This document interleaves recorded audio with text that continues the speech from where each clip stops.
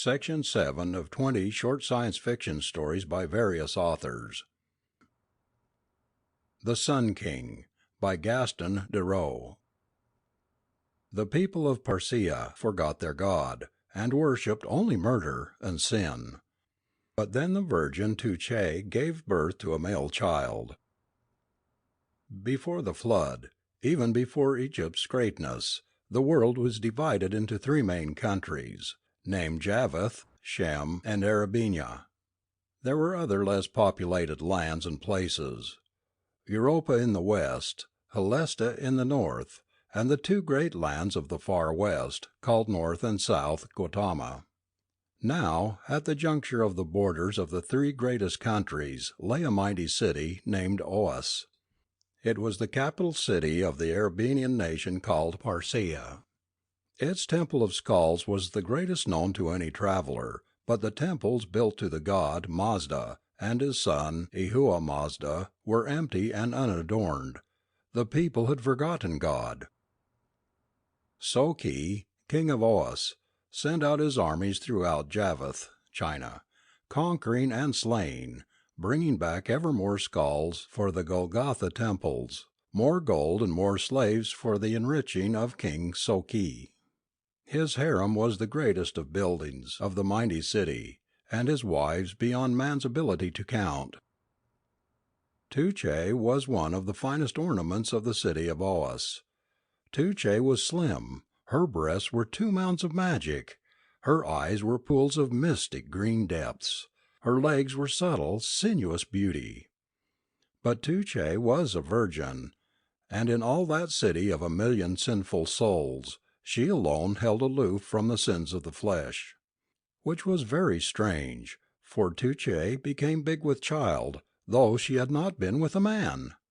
Which came to the ears of Soki upon his great black throne supported on a tower of human skulls, in his palace of Gran, across from the great Golgotha, which was built entirely of human skulls, the skulls of people conquered by the armies of Persia, over which the city of Oas reigned.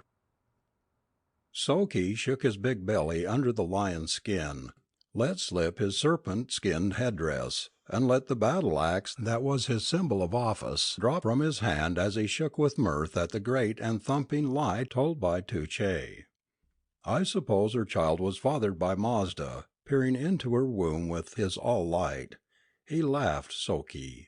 For in Oas it was not the fashion to worship the god Mazda any more. The great skull temples had their priests and their sacrifices, but no more did people bow down in the temples of Mazda, or have anything but ridicule for those few who did still worship in the old way.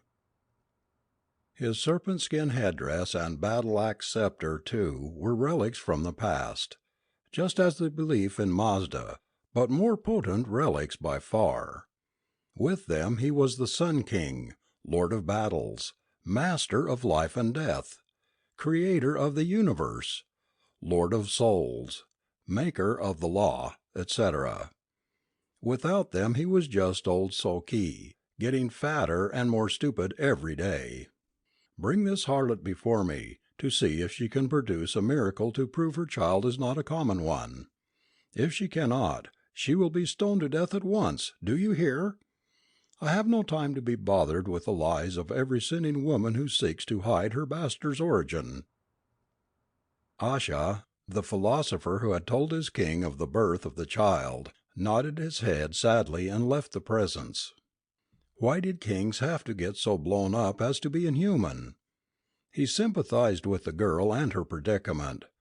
If it had been his to say, he would have had the child proclaimed divine 1,000 times in preference to shedding one drop of her blood. But then, he had seen Tuche sauntering home from the well, with her water jug on her head, and her hips the focal point of all eyes in the street. Asha smiled, and took his grey-headed, bent, unnoticed figure back down the streets to the house of Tuche.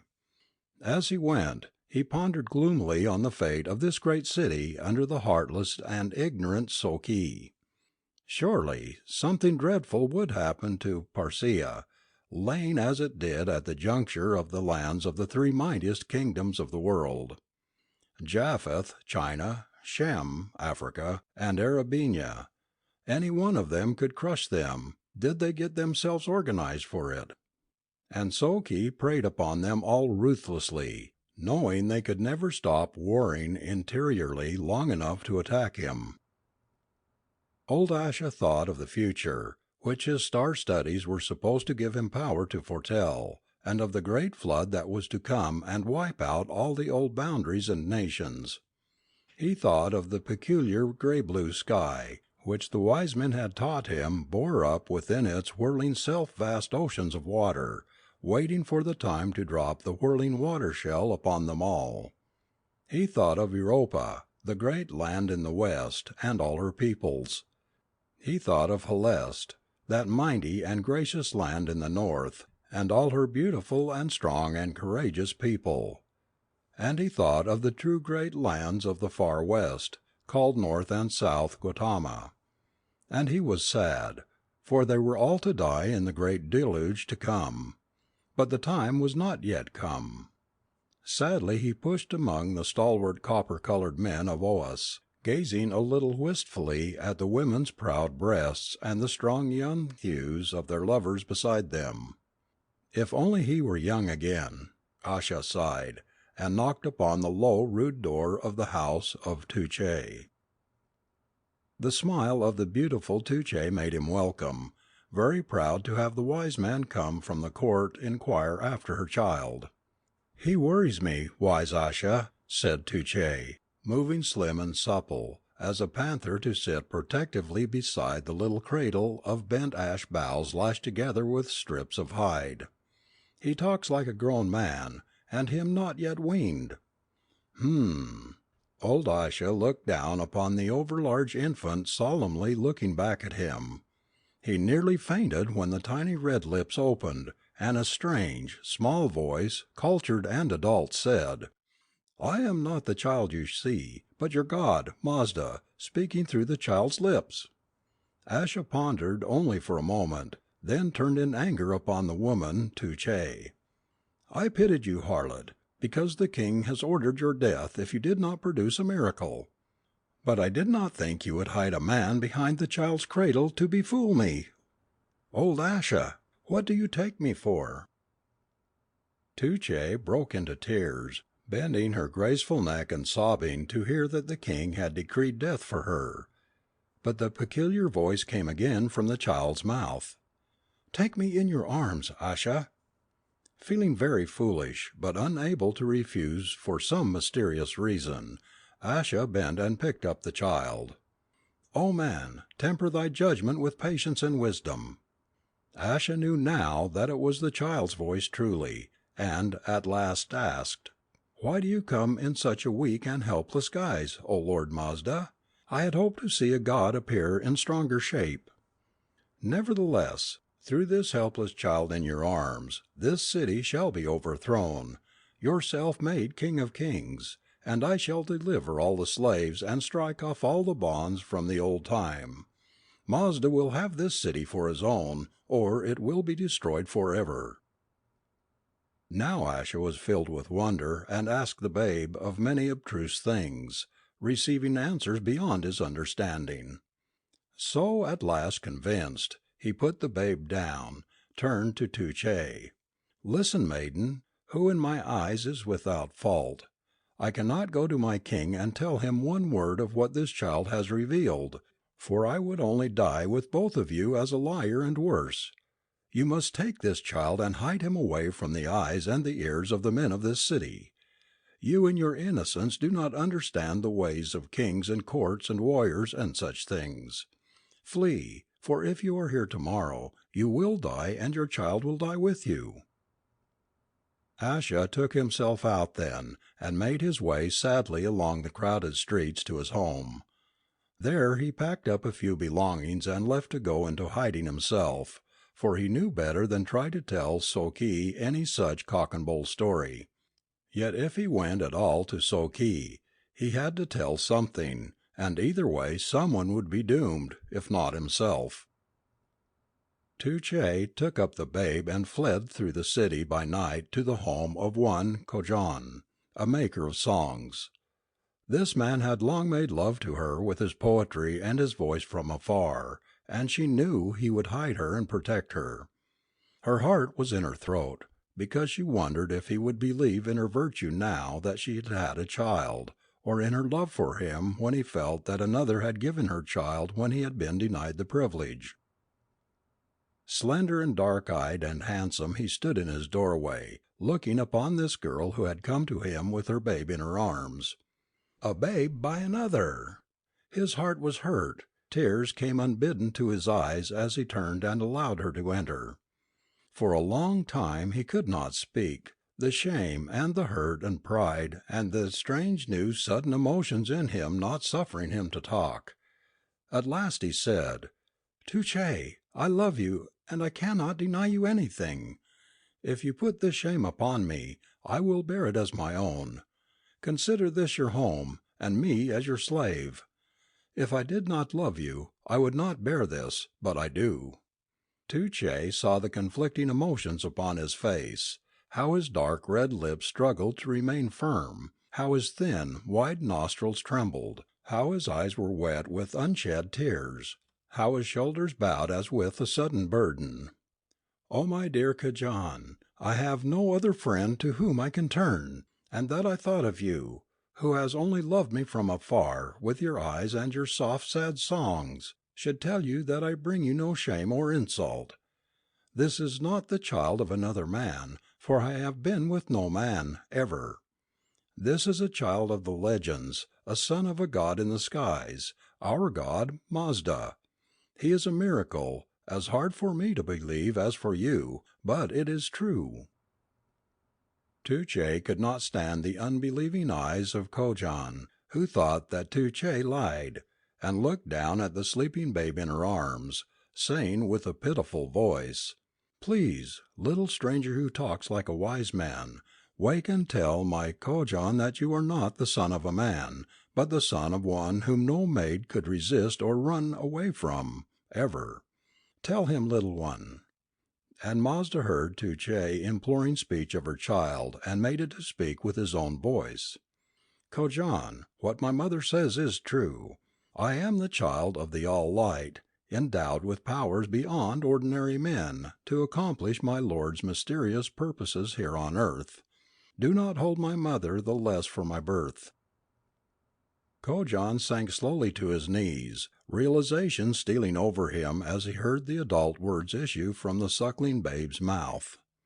The unleashed tears began to pour from his eyes in relief, for he knew now that Tuche might not love him yet as she would when she learned love, but at least she had given herself to no other mortal man. And the miracle of the child of a god there before him lighted up his face as his inward soul, so that he took up his flute and lifted his rich deep voice in a joyous song, the song of Zarathustra. For the legend of their people had the name of the babe to come as Zarathustra, and Kojan knew that its name was thus now. Tuche dwelt for some time in the house of Kojan, and the songs of Kojan were circulated among the singers of the city, so that everyone knew he sheltered the child of the god Mazda in his home. The songs of Kojan came at last to the king's ears, and as one of the songs proclaimed Zarathustra as stronger in one finger than all the power of Soki, he let out a great oath and set his soldiers to find Tuche and the babe. But Kojan heard of the search. He took Tuche and her babe out of the gates in the night and went off into the forest and joined a band of Listians, who are raisers of goats and a fine, strong people.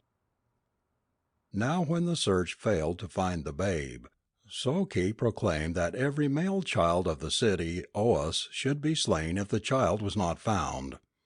And within a week Soki was sorry, because his own wife gave birth to a little son whose life was already forfeited by royal decree, unless Tuche and her child were found.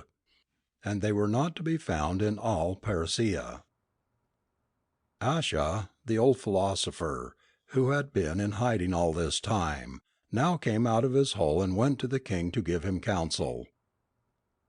As Asha progressed through the city, mothers with male children in their arms on all sides were making their way through the streets to the gates to flee the city.